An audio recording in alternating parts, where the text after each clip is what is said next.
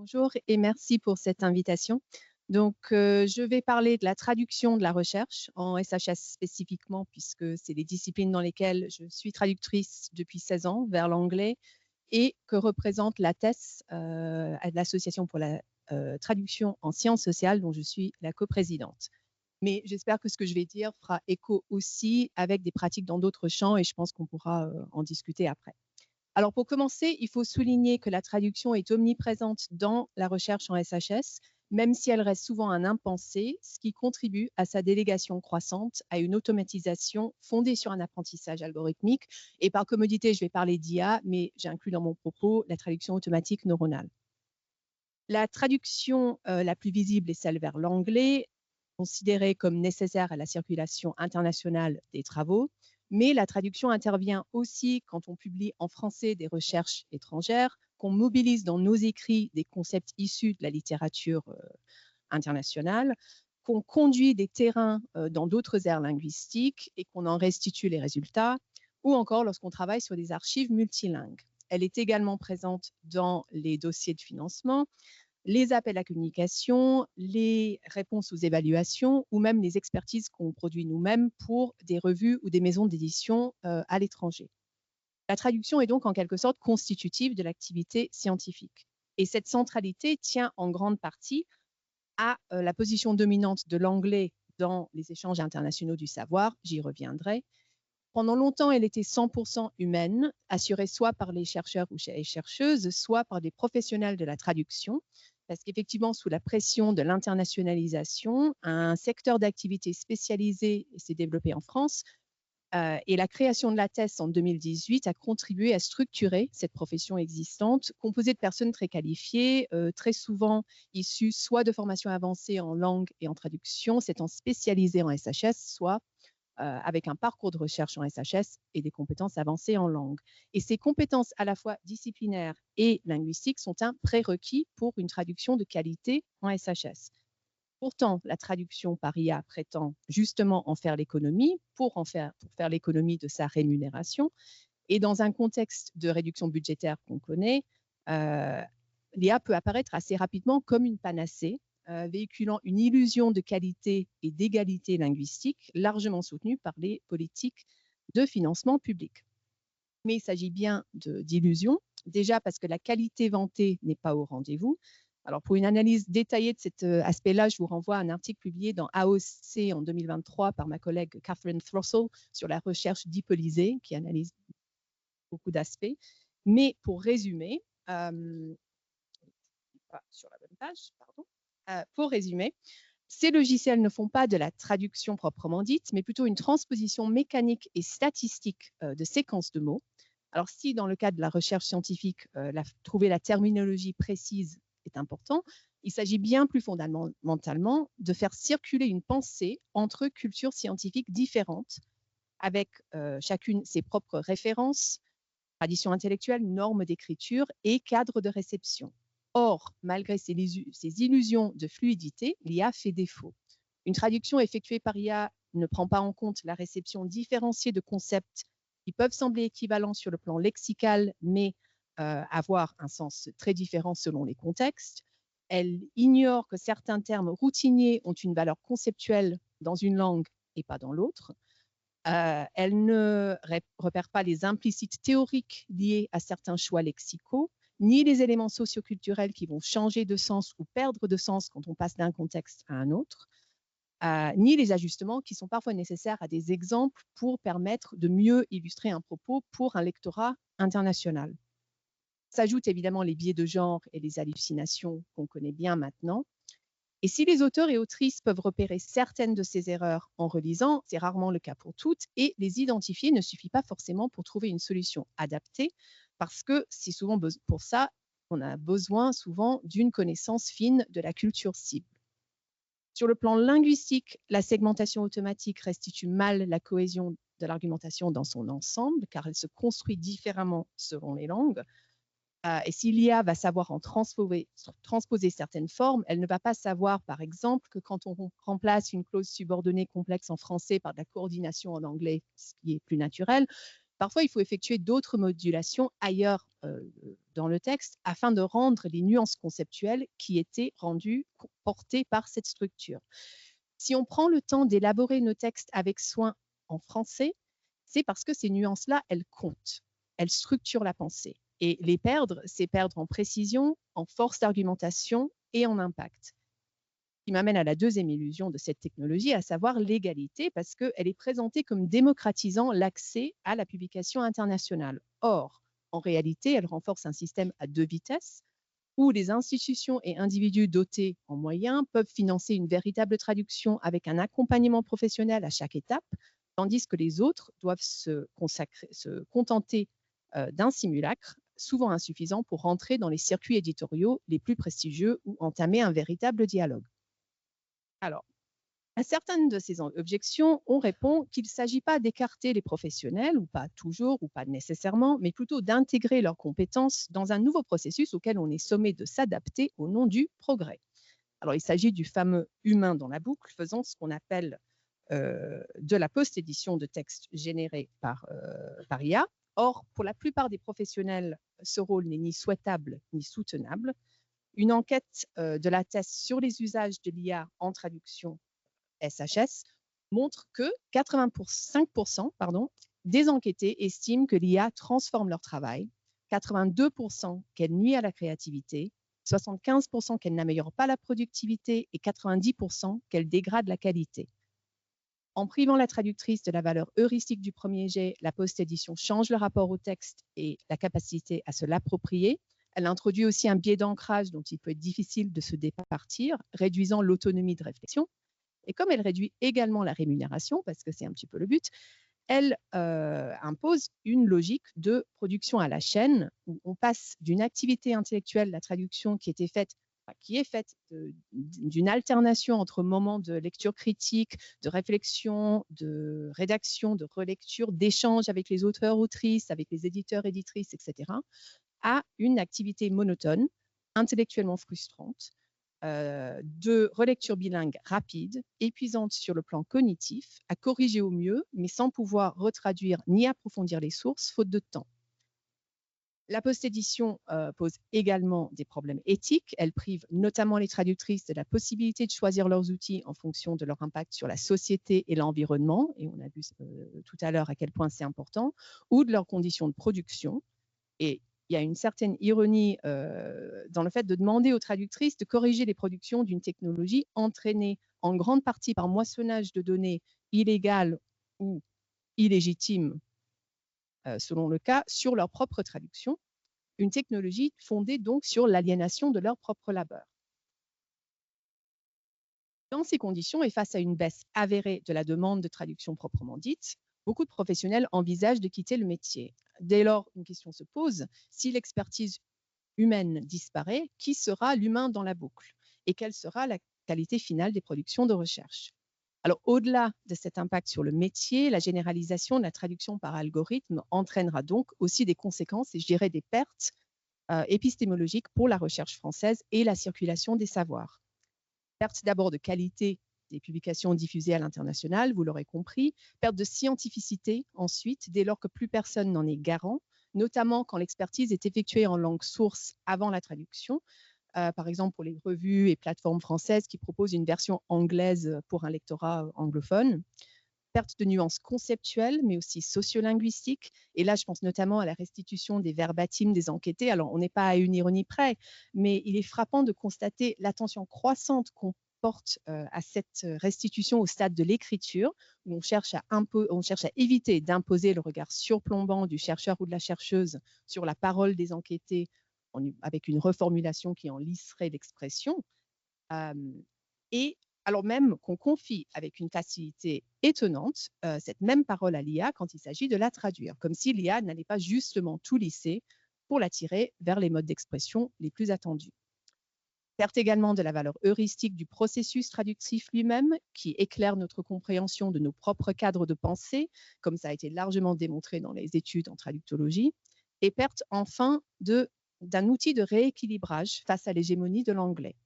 À mon sens, la traduction est une des manières d'y résister parce qu'elle permet une pluralité de voix Et pour ce qui concerne l'extraduction vers l'anglais, ce qui est ce que je fais, elle permet de continuer à penser la recherche en français, tout en pouvant ensuite faire valoir cette pensée dans la sphère internationale, par le biais de la traduction. Une bonne traduction va rendre une pensée de manière à ce qu'elle soit claire et compréhensible pour le lectorat cible, en préservant sa spécificité. On va parfois forger de nouveaux termes ou emmener la langue dans de nouvelles directions, tout en respectant les exigences de forme, afin de marquer l'innovation, qui est quand même la raison d'être, quelque part, de la recherche. L'IA, elle, l'attire plutôt vers ce qui est le plus statistiquement commun. L'on en vient même, dans certains cas, à conseiller aux chercheurs et chercheuses de modifier leur mode de rédaction en français afin de mieux permettre une traduction automatique. Il revient à entériner ce que plusieurs personnes ont conceptualisé comme une forme d'épistémicide. C'est d'autant plus paradoxal, je trouve, en SHS, que ce sont précisément les SHS qui ont démontré que la langue structure la pensée et les rapports de domination, de Foucault à Bourdieu, en passant par les acquis de la sociolinguistique. Et comme Maria Timochko le rappelle, et je la cite en la traduisant, l'uniformisation des normes de traduction par l'automatisation risque d'aligner celles-ci sur les structures de pouvoir dominantes. L'enjeu est donc de taille. Le contre-argument ultime sera toujours « on n'a pas les fonds ». Pourtant, c'est un argument qu'on n'accepte pas sans appel dans d'autres secteurs de la recherche. J'aimerais qu'on prenne davantage conscience du fait que la traduction fait partie intégrante de cette recherche. Il faut y penser en amont et pas seulement en aval pour finir par la déléguer à la machine sous prétexte qu'on n'a pas d'autre choix, car on a toujours d'autres choix.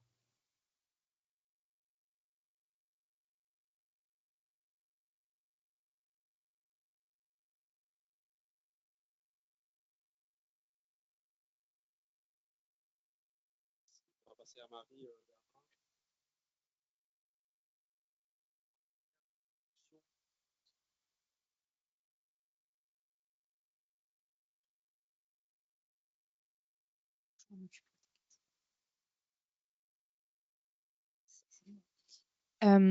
Tout d'abord, je tenais également à remercier les organisateurs et organisatrices de cette journée d'études. Je vais tout d'abord démarrer par une petite présentation de mon parcours de recherche. En fait, j'ai commencé par, j'ai été formée plutôt en mathématiques et j'avais démarré une thèse en mathématiques appliquées, on va dire, qui portait sur comment faire, pour le dire vite, de l'intelligence artificielle de manière plus respectueuse de la vie privée. On va dire pour de nombreuses raisons, mais qui portaient autour des aspects de qu'est-ce qui est nécessaire pour produire de l'intelligence artificielle et qu'est-ce que l'intelligence artificielle produit sur le monde. J'ai fait une sorte de basculement épistémologique vers notamment les études sociales des sciences et des techniques. Et parmi les raisons de ce basculement, il y a notamment ce qu'on a déjà évoqué aujourd'hui, à savoir les effets socio-écologiques de l'intelligence artificielle, mais également le rôle qu'avaient les GAFAM dans mon propre domaine de recherche.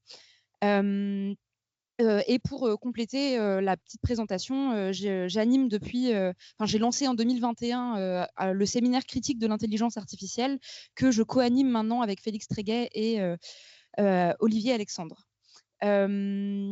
Donc, plus précisément maintenant sur la thématique pour laquelle, que je vais vous présenter aujourd'hui, ce qui m'a intéressée, c'est, vous voyez là, j'ai fait des petites comparaisons entre Big Tobacco, Big Oil, Big Pharma et Big Tech. Ce que je sous-entends ici, c'est est-ce qu'on va retrouver le même type de stratégie qu'on a pu voir dans d'autres secteurs, à savoir notamment les stratégies de type d'aller faire de la production d'ignorance au sein de la recherche pour influencer la perception publique des technologies et notamment de leur impact sur la société. Donc, un angle qui est par ailleurs assez connu sur ce sujet, enfin sur ce sujet qui est cet objet qu'est l'intelligence artificielle, c'est l'utilisation de l'intelligence artificielle pour justement en tant que outil d'influence. Mais là, moi, ce que je vais aborder là dans cette courte présentation, c'est plutôt l'autre côté, c'est-à-dire les stratégies d'influence au sein de la recherche en intelligence artificielle.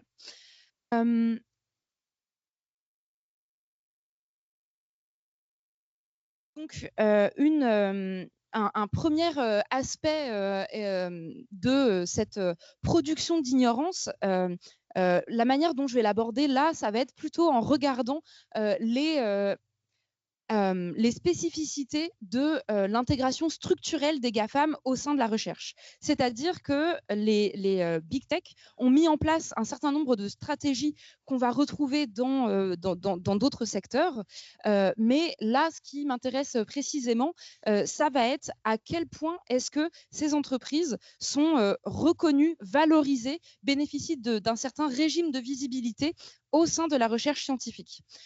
Pour ce faire, je vais vous citer un peu des gros chiffres et quelques éléments pour étayer cette description de la place particulière qu'ont les Big Tech au sein de la recherche scientifique. Un premier aspect, ça va notamment être celui de l'importance de l'investissement financier que ces Big Tech déploient dans l'université et déploient aussi dans leur propre circuit de production, production scientifique.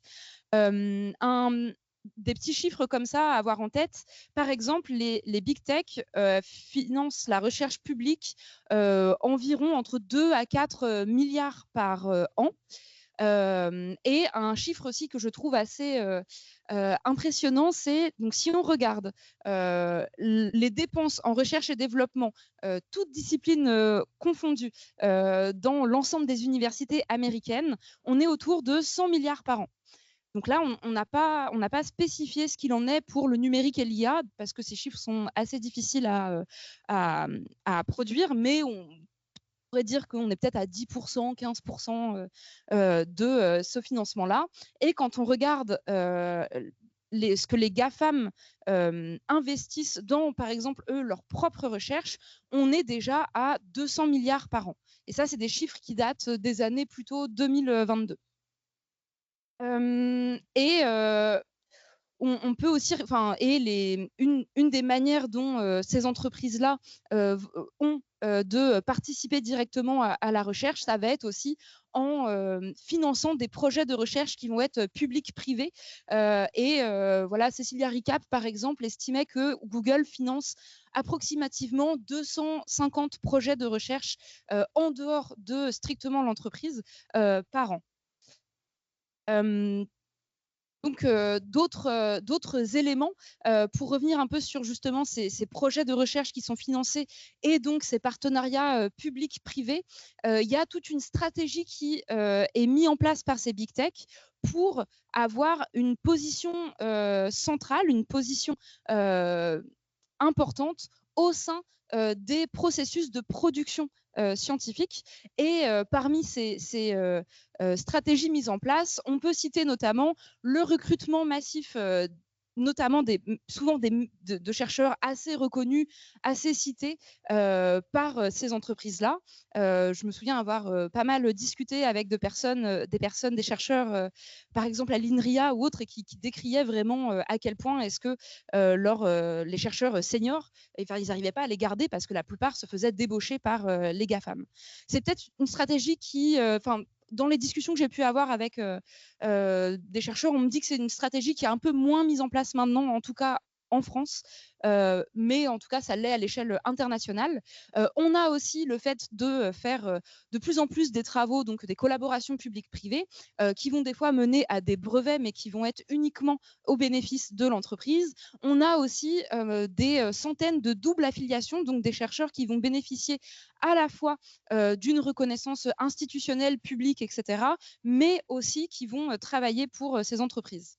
Et une autre dimension qui me semble assez importante et qui va peut-être parler aux personnes ici qui font de la recherche en machine learning et qui connaissent toutes ces grandes conférences comme NIPS, NeurIPS, ACML, etc., c'est le rôle que jouent ces entreprises dans ces conférences. Notamment, ça va être en finançant massivement ces conférences-là, le fait que les chercheurs qui sont affiliés à ces entreprises soient massivement représentés dans les comités d'organisation, également dans les papiers qui vont être acceptés dans ces conférences-là. Et bien sûr que cet investissement et que cette présence de ces entreprises au sein de tous ces processus de production de la recherche, ça a des conséquences. Notamment, je pense au fait que ces chercheurs-là vont de fait bénéficier d'une visibilité et d'une reconnaissance qui va être accrue. Je ne sais pas à quel point j'aurai le temps de vous parler du cas d'étude qui me permet de, vous voyez, ça peut être un peu abstrait, mais au cours de ma thèse, j'ai étudié un cas très concret sur lequel ce régime de visibilité accrue dont bénéficient les big tech a des conséquences très concrètes. Pour le dire rapidement, c'est le fait que on sait que la production de la recherche se fait notamment par des controverses scientifiques.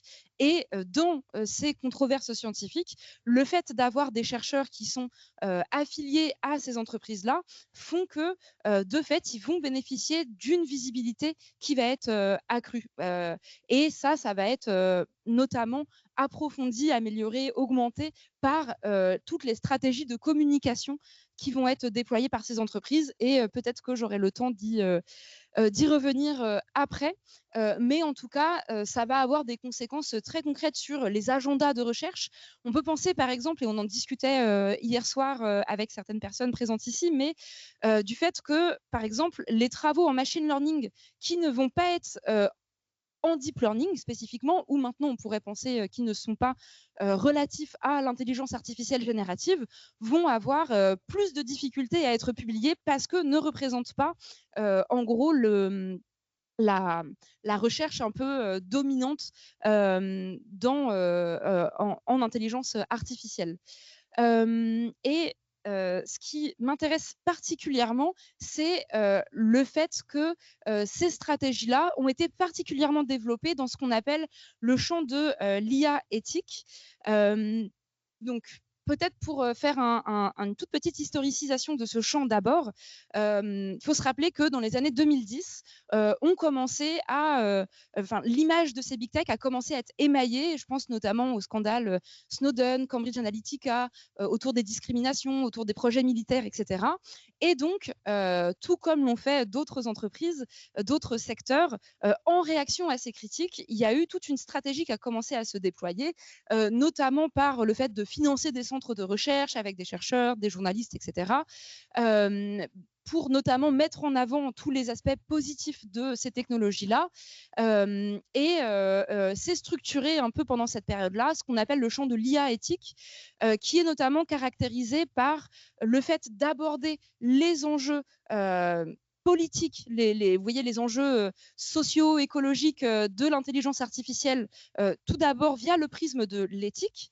Ensuite, ce champ s'est structuré autour de 5 dimensions que sont la protection de la vie privée, la transparence, les enjeux d'équité, les enjeux de responsabilité et de protection de la vie privée, je l'ai peut-être oublié, et notamment via des champs de la recherche qui sont caractérisés par une approche assez technique de ces enjeux, où en fait ces enjeux-là vont être réduits à des questions d'ajustement technique, où on retrouve donc un certain technosolutionnisme.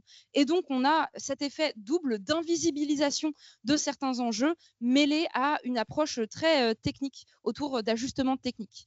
Bien évidemment, les big tech ont joué un rôle dans la structuration de ce champ et donc dans la structuration de la manière dont on aborde les enjeux politiques de l'intelligence artificielle.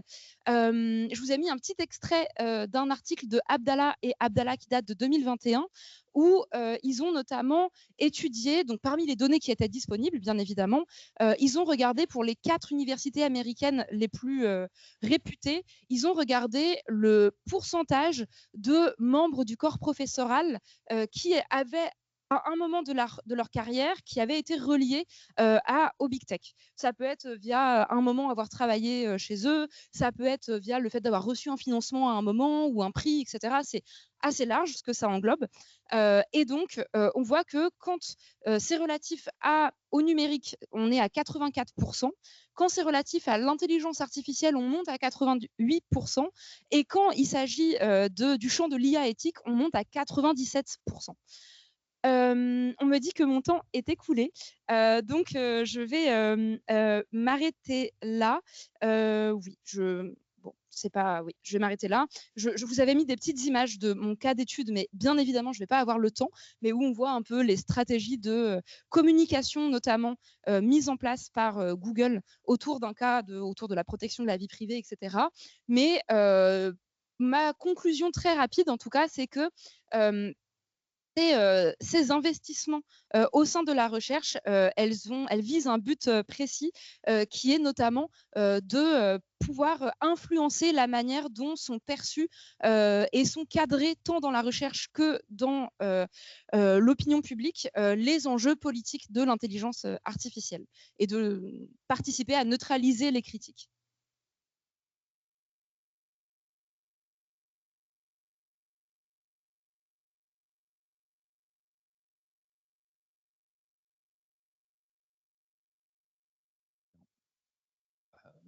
Le rôle que joue l'IA générative dans le processus de publication est un vaste sujet, mais ici, je vais me concentrer sur un seul aspect, et c'est l'évaluation scientifique ou la peer review. La question de son utilisation dans la peer review pose des questions profondes sur la nature même de ce que c'est la recherche scientifique. Et quoi que vous en pensiez, c'est un débat qu'il faut absolument avoir pour ne plus rester dans le non-dit ou même dans le déni que ceci est en train de se passer. Pour situer mon propos aujourd'hui, moi je suis linguiste et chercheur indépendant, spécialiste du lexique LGBTQ historique. Donc je suis sensible aux dynamiques de la création des savoirs à la marge des normes sociétales. Je suis également traducteur, bouleversé aussi dans mon activité professionnelle. Et je suis entré dans ce débat anti-IA presque par accident. Toute fin 2023, j'ai constaté que les 2 rapports d'évaluation lors de la peer review d'une contribution que j'avais soumise à une revue de linguistique avaient été rédigés en grande partie en anglais à l'aide de ChatGPT. Dans ces rapports d'évaluation, les commentaires étaient extrêmement superficiels et vagues et n'ont fourni aucune analyse que j'estimais pertinente ou utile à l'amélioration de mon article. Il s'agissait plutôt d'astuces de rédaction banales et condescendantes, orientées vers la forme et non pas vers le fond. L'article, d'ailleurs, a été accepté avec des révisions majeures, mais moi, je l'ai retiré, ne voulant pas m'abaisser à jouer ce jeu. Et à ce moment-là, comme il y avait très peu de discussions sur ce sujet, j'ai consciemment pris la décision d'élever ma voix et pour dénoncer cette situation et parler haut et fort contre cette pratique. Et j'ai raconté cette histoire dans un article publié en 2025 et je ne vais pas répéter les détails qui se trouvent dans l'article. Mais depuis cet incident, on repère de plus en plus de cas de peer review automatisés par chatbot qui sont décrits dans la littérature scientifique. Et en extrayant, on peut supposer qu'il y a eu des milliers de cas en 2022 avec la sortie de ChatGPT. Et bien sûr, cette utilisation, les gens le font en cachette.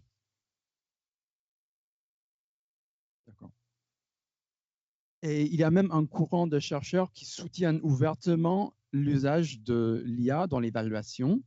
Donc, il faut en parler. Sur le plan pratique, les LLM ou chatbots comme ChatGPT, Gemini, Mistral, etc., sont, à mon avis, inadaptés à l'évaluation scientifique parce qu'ils opèrent surtout par une fonction normalisatrice ou normativiste, par la répétition, la régurgitation des séquences de textes statistiquement probables en fonction du corpus d'entraînement.